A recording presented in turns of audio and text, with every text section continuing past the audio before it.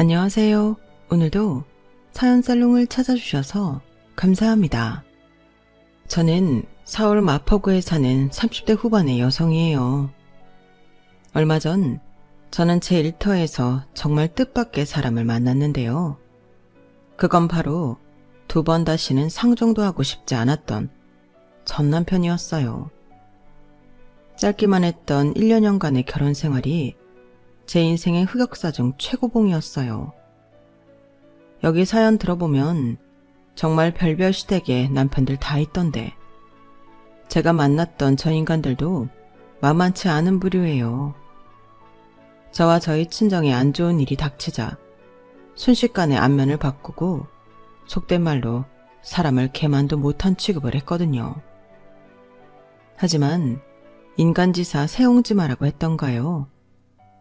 저는 그 힘든 시간들 덕에 오히려 지금 더 잘된 것 같거든요. 아니 그렇다고 자신해요.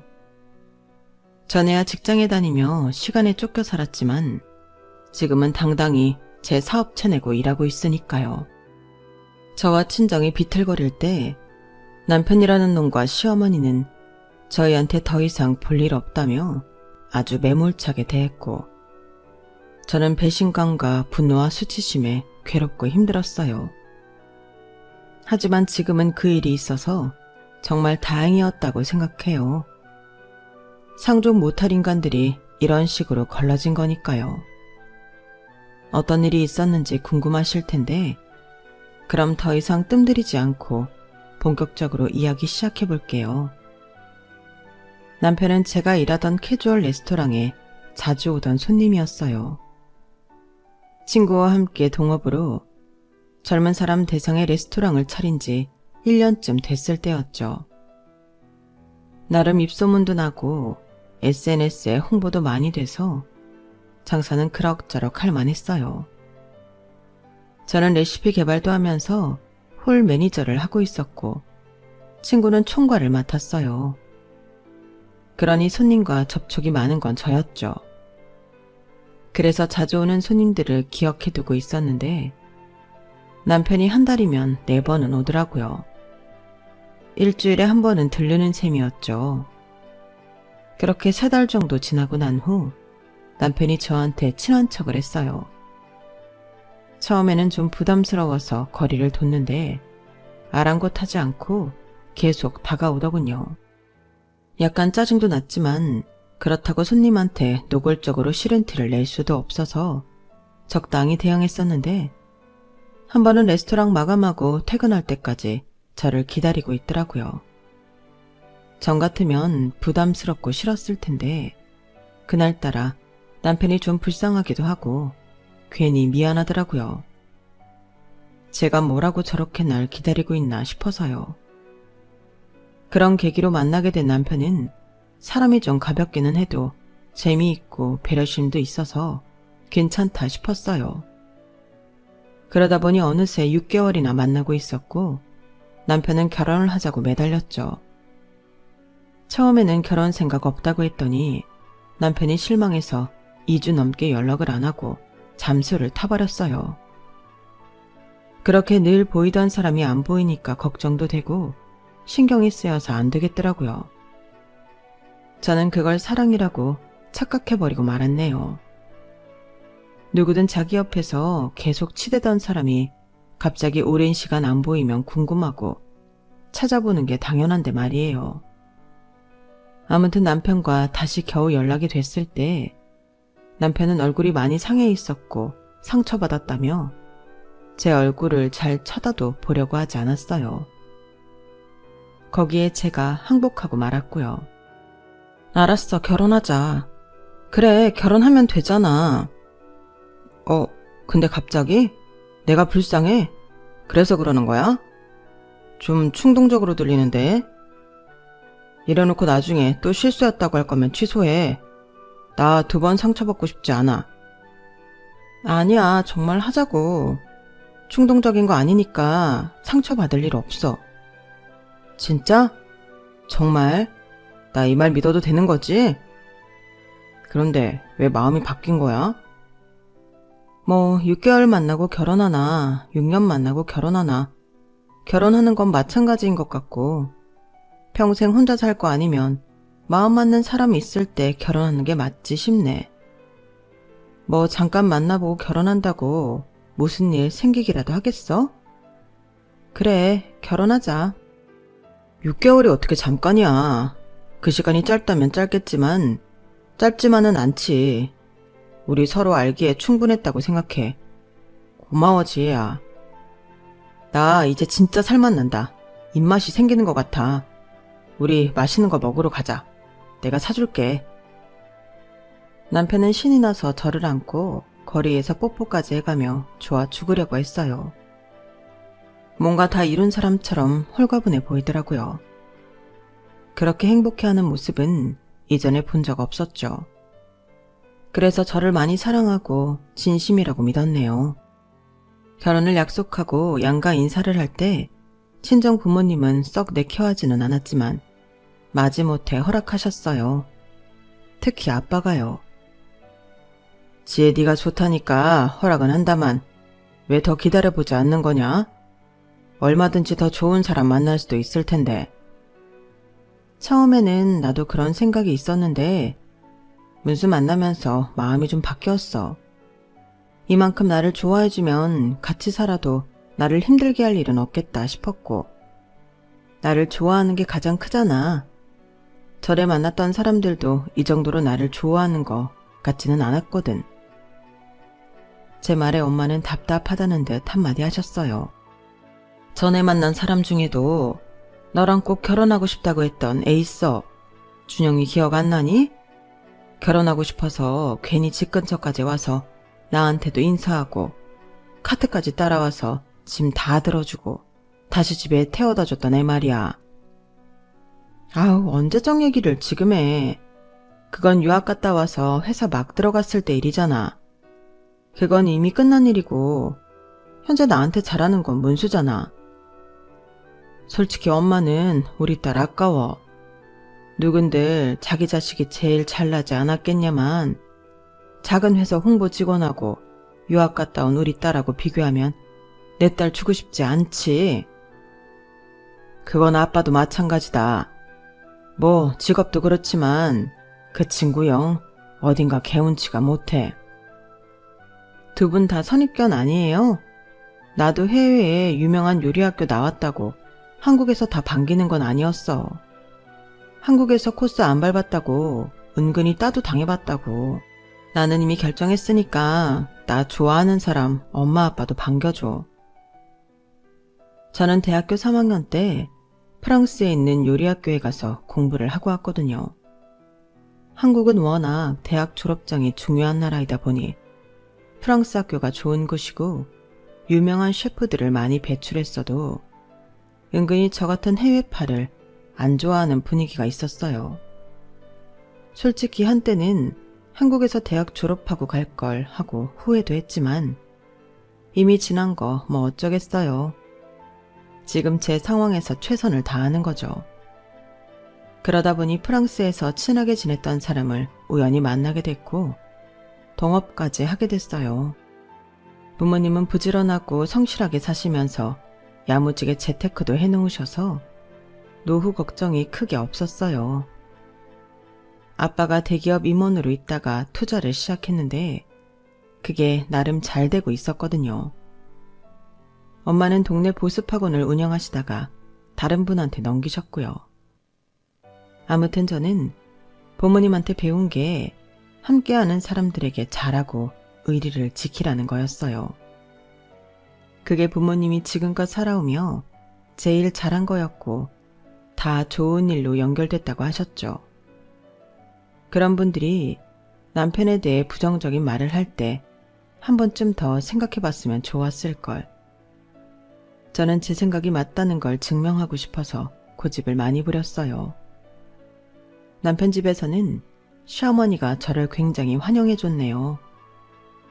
첫인상은 좀 호들갑을 떠는 것 같아 보였지만 얼른 지우려고 했어요. 시어머니 되실 분에 대해 나쁜 생각을 하고 싶지 않았거든요. 하지만 그때 그 인상이 나중에 딱 맞다는 걸 알게 됐죠.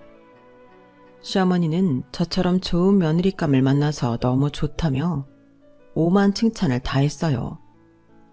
어머나 세상에, 프랑스에 유학도 갔다 오고 인상도 차분하고 세련됐네. 어쩜 우리 문수가 무슨 복으로 이런 아가씨를 다 만났을까? 그 레스토랑 하는 게 잘 된다면서 돈복도 있네. 꾸준히 해나가고 있어요. 음식 맛을 유지하고 재료도 좋은 걸 쓰니까 손님들이 좋게 봐주시는 것 같아요. 말하는데도 교양이 뚝뚝 흐르네. 아주 꿀단지야. 그럼 매출은 얼마나 돼? 웬만한 봉급쟁이보다 훨씬 많이 벌겠지? 엄마, 처음부터 뭐 그런 걸 대놓고 물어봐.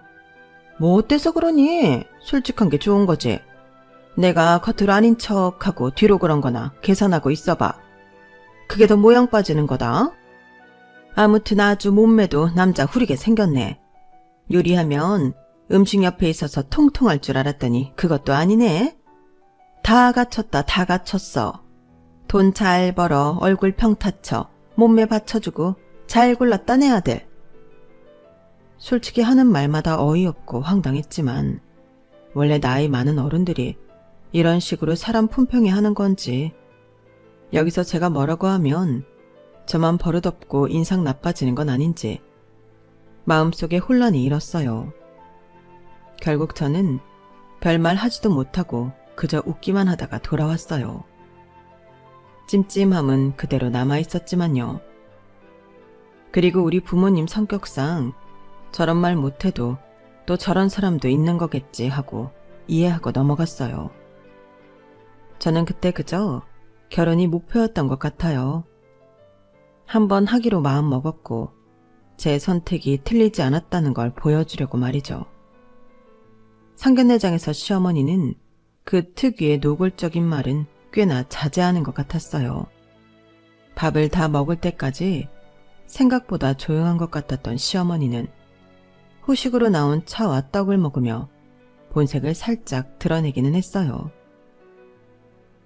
사부인은 원래 학원을 하셨던 분이라 그런지 아주 빼어난 미인은 아니어도 지성미가 있으시네요. 그걸 지혜가 닮았나 봐요.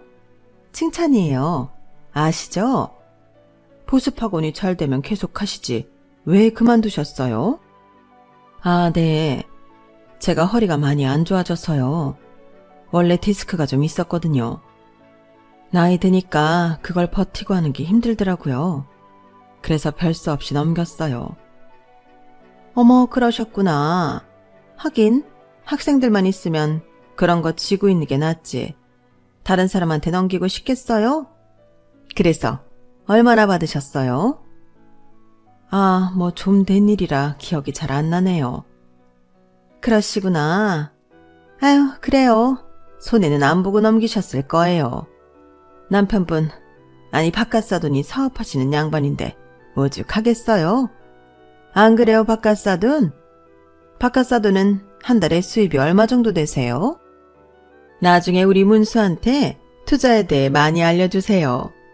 이렇게 경제에 빠삭한 분이 우리 아들 장인이라니 제가 다 마음이 든든합니다. 부모님은 뭐라고 대답해야 할지 몰라 입만 뻥긋대셨고, 남편은 진땀을 뻘뻘 흘리며 자기 엄마를 겨우 말려서 말을 멈추게 했어요. 집에 와서 부모님은 저한테 거의 말씀을 안 하셨어요.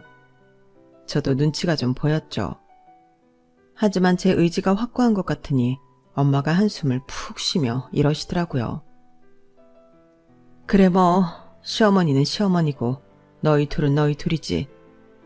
니들 둘만 알아서 잘 살면 되는 거겠지. 왜 지팔자 지가 꼰다고 하죠. 저야말로 딱 그런 경우에 맞아 들어갔어요. 부모님이 계속 은근하게 반대 의사를 내비치는데도 제가 맞다는 걸 증명하려고 저 역시 마음이 개운치 않은 상태에서 결혼을 강행했으니까요. 뭔가 미심쩍고 찝찝한 게 있으면 안 하는 게 맞다는 걸 아주 호되게 당하고 깨달았네요. 비싼 수업료를 치른 셈이에요. 결혼하고도 남편은 저나 친정 부모님한테 잘했어요. 부모님한테 싹싹하게 굴어서 반대하셨던 걸 미안하게 만들 정도로요. 아빠는 끝까지 마음을 완전히 열었던 건 아니었지만 어느 정도 받아들이시려고는 했어요. 그만큼 남편이 잘하려고 노력했는데요. 아빠의 투자 정보나 재산이 목적이었다는 걸 저는 몰랐어요. 친정 부모님의 태도가 누그러지고 전보다 좀 잘해주니까 그때부터 저한테 이런 말을 하더라고요. 지혜야, 장인어른 투자 정보 나도 좀 알 수 있나? 나도 투자를 해보고 싶거든. 나한테는 알려주지 않으실 것 같고 네가 투자해본다고 물어봐. 딸한테는 말해주실 거 아냐. 투자를 해보고 싶으면 그래도 그쪽 지식이 좀 있어야지. 투자의 기본 이런 거라도 먼저 공부를 한 다음에 생각해봐. 공부는 무슨 공부야. 옆에 빠삭한 사람이 있는데 그 덕 좀 봐야지. 그러니까 투자처만 슬쩍 물어봐. 난 아직 그런 거에 관심 없어. 아빠도 그렇게 알고 있는데 갑자기 물어보면 이상하게 생각할걸? 그리고 자기 지금 어디 투자할 돈 있어? 우리 결혼하느라 모아놓은 거 다 썼다고 하지 않았어? 아, 그러니까 그런 것도 두루두루 겸사겸사. 장인어른한테 손 벌리는 건 아직 좀 그런가? 그럼 지혜 네가 좀 해주라. 어? 뭐? 무슨 소리야. 나 어디 투자할 여윳돈 같은 거 없어. 에이, 그동안 사업한 게 있는데 그럴 리가. 그러지 말고 한 번만 해보자. 어? 이거 잘 되면 대박이잖아. 그럼 내가 그 돈 몇 배 불리는 거잖아. 저는 남편이 이런 식으로 자기 투자할 돈을 달라는 둥, 아빠한테 투자 정보를 알아봐 달라는 둥 하는 게 점점 부담스러워졌어요.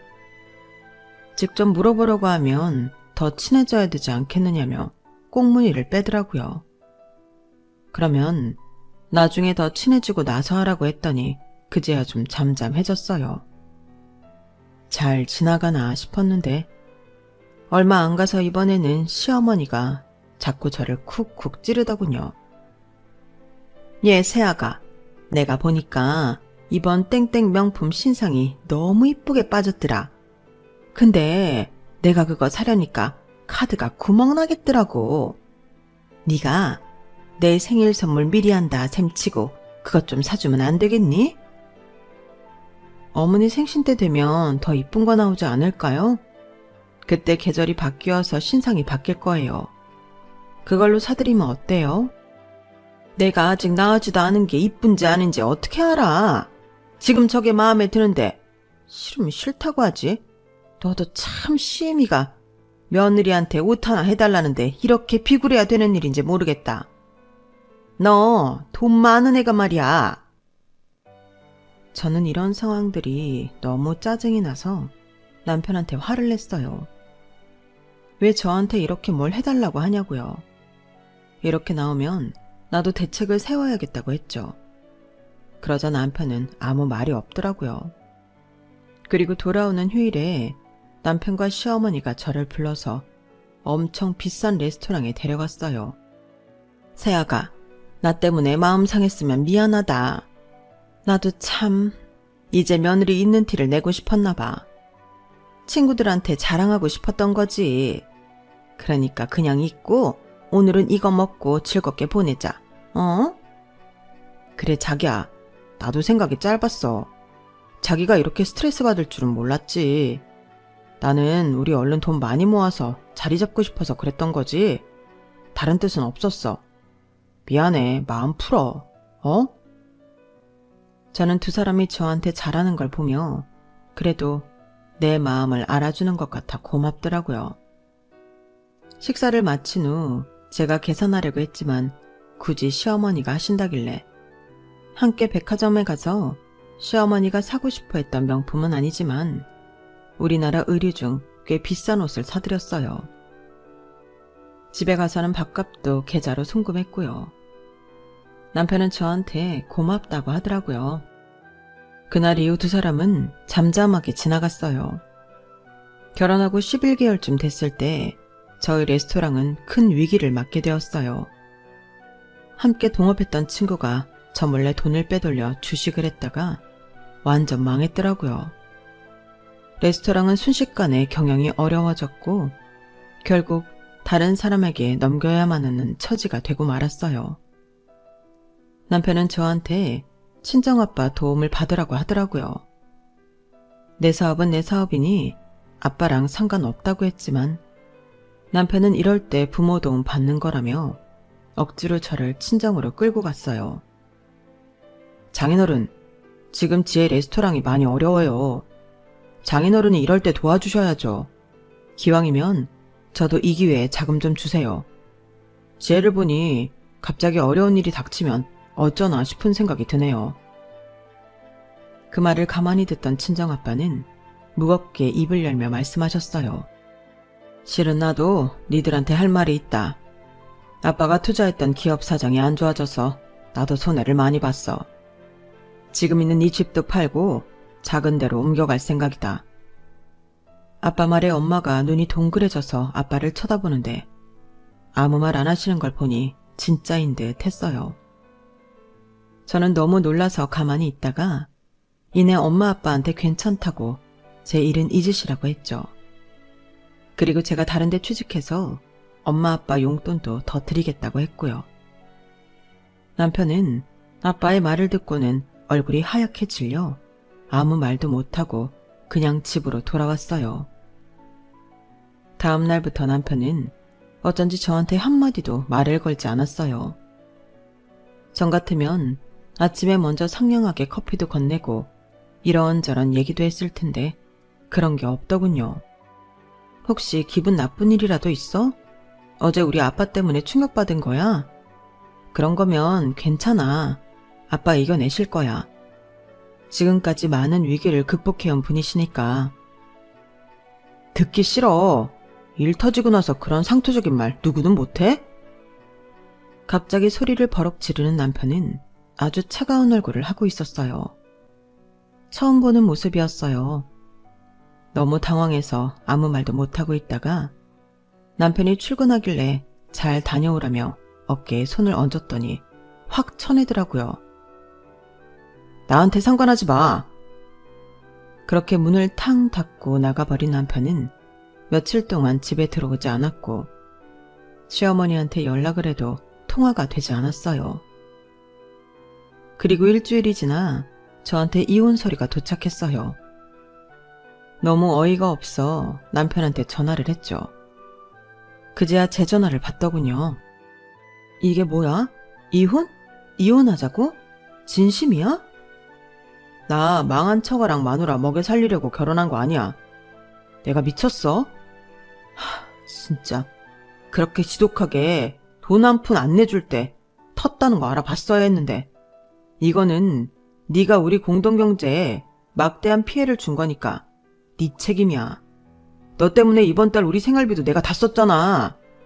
1년 좀 안 됐지만 그동안 산 정을 생각해서 그것까지 받지는 않을 테니까 그 집에서 짐 싸서 나가. 너 변호사 선임할 돈 없잖아. 그러니까 이렇게 끝내자고. 하더니 전화를 일방적으로 끊었어요. 저는 하도 기가 막혀서 시어머니를 찾아갔죠. 그랬더니 저를 아파트 현관에도 못 들어오게 하는 거였어요.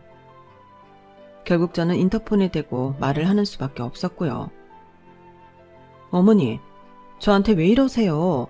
저 예뻐해 주신 거 아니었어요? 문술과 안 살겠다는 여자를 내가 더 이상 이뻐하고 말고 할 게 뭐 있니? 우리 이제 피차 서로 남남될 텐데 징징거리지 마라. 어머니, 원래 이런 분이셨어요? 내가 뭐 어떤데? 망한 년이 어디 와서 사람 노릇을 하려고 들어. 원래 망한 사람 집에 들이지 말고 말도 섞는 거 아니라고 했다. 이제 그만 돌아가. 이것도 내가 많이 봐줘서 하는 거야. 정말 그때의 충격이란 이루 말할 수 없었어요. 아직도 그 생각을 하면 가슴이 두근거리고 분노가 치밀거든요. 신혼집이야 반반해서 샀던 거니 그 집은 팔아서 돈을 나누자고 문자를 보냈지만 남편은 네가 변호사 살 돈 있으면 그렇게 하는데 대신 네가 돈도 빨리 못 받게 질질 끌 거니까 알아서 하라더군요. 일단 제 짐을 가지고 친정으로 갔죠. 다른 데 가볼 궁리를 했지만 그래도 저를 받아줄 곳은 친정밖에 없었어요.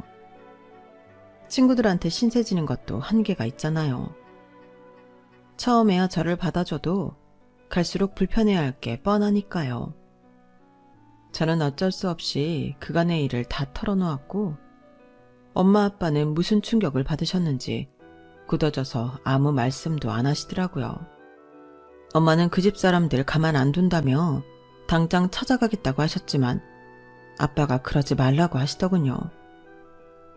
지혜 너도 그 집은 그냥 잊어라. 인생 수업료 낸 셈 쳐. 앞으로의 일만 생각해. 생산적인 쪽에 집중하라고. 알겠어요. 저도 그럴 생각이에요. 근데 저희 이사는 언제 가야 돼요? 준비 안 하세요? 아빠한테 그 말 들은 게 벌써 일주일도 넘었는데. 엄마는 아빠를 쓱 쳐다보더니 저한테 말씀하셨어요. 그런 걱정 안 해도 돼. 우리 집 아무 일 없어. 어? 그게 무슨 말이야, 엄마? 아빠, 엄마 말이 다 뭐예요? 들은 대로다. 저번에 왔을 때 그 자식이 널 도와주라고 하라면서 지모까지 요구했지 않냐? 결혼하고 우리나 너한테 하는 걸 보면서 이놈이 진심인가 하며 지켜봤는데 그날 깨달았다. 그놈은 네가 아니라 우리 돈이 목적이라는 걸. 그래서 내가 쇼를 좀 했다. 우리 집 아무 문제 없다. 그래, 아빠도 이런 일로 니들이 끝날 거면 차라리 끝나는 게 낫다고 하셨어. 아니면 평생 너한테 들러붙어서 빨아먹고 내칠 거라고 했거든. 근데 봐라, 우리 망했다고 하니 바로 너랑 이혼한다고 하는 거. 저는 아빠의 계략이라면 계략인 이런 행동에 너무 놀랐어요. 부모님은 진작에 그 인간들을 알아봤는데 제가 계속 고집부리니 너무 답답하셨던 거죠. 이런 극단적인 대책까지 쓰며 그 속을 알려고 했으니까요. 결국 부모님 말씀이 옳았고 저는 상처만 안고서 결혼 생활을 정리했어요. 결혼 기념일을 딱 사흘 앞둔 날이었죠. 솔직히 저 자신이 부끄럽고 자존심 상하는 게 더 컸지만 언제까지 거기에 붙들려 있을 수는 없다고 생각했어요. 바로 제가 할 수 있는 일을 찾아야 했죠. 그때는 막 코로나 때문에 식당이나 카페를 차릴 수도 없었어요. 하지만 그렇다고 사람들이 음식을 안 먹고 살지는 않잖아요. 그래서 저는 작은 작업실 공간을 얻어서 프랑스 스타일의 빵과 잼을 만들어서 인터넷에 팔기 시작했어요. 처음에는 일주일이 지나도 주문량이 10개를 넘을까 말까였는데 어느 순간부터 저희 빵과 잼이 맛있다는 입소문이 났는지 주문이 점점 늘어나더군요. 그리고 다른 걸 찾는 수요도 있어서 여러 디저트를 만들다 보니 직원을 고용하게 됐고요. 저희 인터넷 베이커리는 완전 대박이 났어요. 그러다가 사람들이 밀키트로 음식을 많이 해먹으며 외식 못하는 아쉬움을 달랜다는 걸 깨달았어요. 그래서 저렴한 가격에 스테이크와 스프 밀키트를 만들었더니 사람들이 정말 좋아하더라고요. 저는 그렇게 코로나의 시간에 대박을 내며 지냈어요. 신기하게도 남편놈과 그 시어머니랑 헤어지니까 일이 더 잘 풀리더라는 거죠. 그 후 코로나 제한이 풀리면서 저는 정식으로 카페를 오픈했네요. 장사를 본격적으로 하기 시작한 몇 군데 레스토랑에서 저한테 수석 셰프나 파티시에로 와달라고 했지만 저는 제 브런치 카페를 운영하는 데 힘을 쏟기로 했어요. 그러자 저한테 와서 디저트 교육을 시켜달라고 하더군요. 그런 곳은 메인 요리하는 셰프들은 다 괜찮은데 쓸만한 파티시에를 구할 수 없는 레스토랑들이었어요. 저는 꽤 많은 돈을 받으며 레스토랑을 다니며 디저트 만드는 걸 가르쳤고 서빙하는 법까지 알려주게 되었어요. 부모님은 제 브런치 카페도 잘 되고 레스토랑 나가서 하는 교육도 점점 많아지자 정말 좋아하셨어요. 지혜야, 이게 바로 네 인생이야. 결혼을 하지 말라는 게 아니고 네가 날개 펴고 사는 거. 그러니까 너무 남자한테 목매지 않았으면 좋겠구나. 그때는 내 판단이 옳다고 믿었고 옳은 걸 보여주고 싶어서 고집 부렸던 것 같아. 엄마, 나도 남자한테 집착할 생각은 없어. 결혼? 그래, 그것도 하게 되면 하는 거지. 하지만 이제 마음의 여유를 갖고 멀리 볼래. 그래야 판단력도 더 좋아지는 것 같아. 아빠도 제가 제 분야에서 성과를 계속 내니 굉장히 흐뭇해 하셨어요. 좀처럼 제 가게에 오시는 적이 없는 분이 친구분들까지 데려와서 브런치를 먹고 갔으니까요. 그러던 중 저는 꽤 큰 레스토랑을 하는 남자를 만나게 되었는데요. 그 사람은 저한테 좀 가격대가 낮은 요즘 젊은 사람들이 좋아하는 스타일의 레스토랑을 열고 싶다면서 도와달라더군요. 저는 컨설팅을 해주기로 했고 그렇게 여러 번 만나면서 그 사람과 가까워지게 되었어요. 딱 사귀자고 한 건 아니었지만 저와 그 사람 사이에 어느 정도 연인 같은 분위기가 났던 건 인정하고 있었어요. 주변에서도 저희 둘이 사귀는 걸로 생각하고 있었고요. 하지만 남자에게 상처가 있었던 저는 쉽게 마음을 열지는 못했고 그저 지켜만 보고 있었죠. 남자가 레스토랑을 개업하고 인스타로 홍보를 열심히 한 결과 그 가게는 새로운 맛집 명소로 이름이 알려지기 시작했어요. 젊은 커플들도 많이 왔지만 의외로 중년층 사람들도 꽤 오더군요. 저는 한 달에 한 번 정도 와서 음식과 디저트를 점검해달라고 요청을 받았고 그러겠다고 했죠. 일이 끝나면 저랑 같이 밥 먹어요. 저희 가게 말고 다른 데 가서요. 둘만 오붓하게요. 네, 대표님, 그럴게요. 저도 다른 가게 가는 게 더 좋아요. 근데 언제까지 대표님이라고 부를 거예요? 좀 더 자연스러운 호칭 없어요? 그러게요. 제가 아직 익숙하지 않아서 노력해 볼게요, 진기씨. 이런 식으로 저희는 점차 거리를 좁혀 나갔는데요. 그러다가 진짜 다시는 상정하고 싶지 않은 그 인간을 만나지 않겠어요? 바로 그 레스토랑으로 전 남편 자식이 재혼한 여자와 왔더라고요. 제가 직원들 교육을 마친 후 오픈 시간을 맞추기 위해 홀 정리를 도와주고 있을 때였어요. 문 앞을 서성거리는 커플이 있길래 제가 다른 직원한테 조금만 기다리면 된다고 전하라고 했죠. 그 직원이 가게 문을 연 순간 저는 진짜 온몸이 굳는 것 같았어요. 바로 전 남편이 있었으니까요. 옆에 다른 여자 손을 붙잡고 말이죠. 보니까 여자 약지에 반지가 있었고 여자 입에서 어머님이니 친정이니 하는 말이 나오는 거 보니 재혼한 게 틀림없더라고요. 남편은 놀라서 저를 보고 눈이 동그래지더니 바로 비웃는 표정으로 변하더군요. 그러거나 말거나 저는 제 할 일을 열심히 다 했어요. 그러고 난 후 전 남편 커플이 첫 손님으로 입장을 했어요. 직원이 자리를 안내하는데도 전 남편은 굳이 저한테 오더니 빈정거리더라고요. 오랜만이네. 그동안 잘 지냈냐? 손님 자리는 저쪽인데요. 자리에 가서 앉아주세요. 여기는 예약석이에요. 허이고 모르는 척 하시겠다? 하긴 쪽팔릴만도 하지. 구질구질하게 이러고 사는 거야? 그 말을 듣는 순간 저는 머릿속에서 뭔가 뚝 끊어지는 기분이 들었어요. 나 이러고 살아. 이러고 한 달에 5천씩 벌어. 허이구 그러셔요. 뻥을 치려면 좀 그럴싸하게 쳐라. 이런 일을 하면서 무슨 5천을 번다고. 1년에 5천 번다고 하면 좀 믿겠다만. 그래? 그럼 직원들이 나한테 뭐라고 부르는지 들어볼래?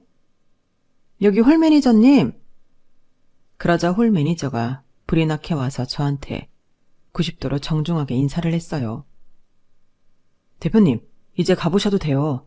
저희가 너무 오래 붙들었네요. 죄송해요. 아니에요. 어차피 오늘은 진기 씨하고 같이 밥 먹기로 했거든요. 아, 저희 대표님 기다리시는 거군요. 그럼 이쪽에서 편하게 기다리세요. 이런 대화가 오가자 전 남편 얼굴이 점점 일그러졌어요. 대표? 네가? 그리고 여기 대표는 또 뭐야? 네가 들은 대로야. 나는 내 가게 있고 이런 레스토랑들 교육시키고 컨설턴트 하면서 돈 엄청 벌고 있어. 내 가게도 잘 되고. 여기 대표? 나 그 사람하고 만나는 사이거든. 남편은 주변에서 저를 대하는 태도를 쭉 보더니 제 말이 사실임을 깨달은 것 같더라고요. 그 사람은 지 마누라도 팽개치고 저한테 와서 이러는 거였어요. 지혜야, 내가 그동안 네 생각 많이 했다.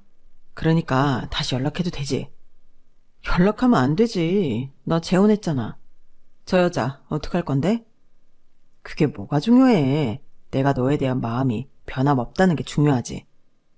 너한테 연락할게. 연락처 그대로지? 와, 나 이런 인간 말종을 봤나. 나한테 연락을 한다고? 나 미쳤구나. 그래, 어디 그러기만 해. 내가 너 어떤 인간인지 다 까발려줄 테니까. 아이, 왜 이래. 내가 너한테 어떻게 했는데. 어떻게 했냐고? 알려줘? 저는 바로 자기 남편을 기다리고 있는, 그러니까 제 전 남편의 지금 아내한테 바로 갔어요. 남편은 제가 그럴 줄 정말 몰랐는지 완전 당황했더군요. 안녕하세요. 저 사람 아내 되시는 분 맞죠? 네, 그런데요. 왜 그러세요? 제가 저 사람 전 와이프인데요. 실체를 알려드리려고요. 혹시 친정에 돈이 좀 있어요? 본인도 돈 잘 벌고요. 그거 없어지잖아요?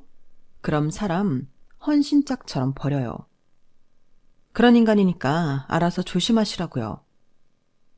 잠깐, 뭐라고 하셨어요? 전 와이프? 결혼했었다고요? 자기, 결혼했었어? 여자는 그 사실에 충격을 받았더라고요. 그러니까 이 한심한 말종이 결혼했던 사실도 숨기고 총각 행세하고 새장가를 들은 거죠. 전 남편은 그런 적 없다며 버벅거리다가 제가 조목조목 따지니까 안색이 창백해져서 아무 말도 못했어요.